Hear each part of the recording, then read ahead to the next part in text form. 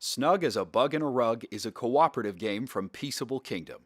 The object of the game is to work together to move all the colorful bugs under the rug before the stink bug stinks up the place.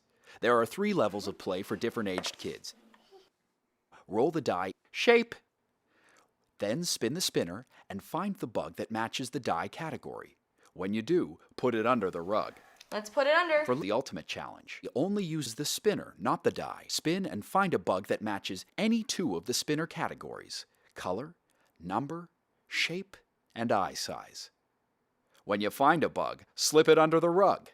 If no bug matches, you get a stink bug. P.U. Place it on the rug. After the first stink bug, the rules are the same for all 3 levels. Stop looking for number matches and look only at the eyes. Big eyes. If you get all the bugs under the rug before the 3 stink bugs, you all win.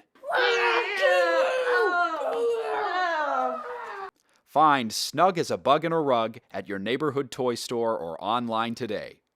Come into the kingdom and join the fun.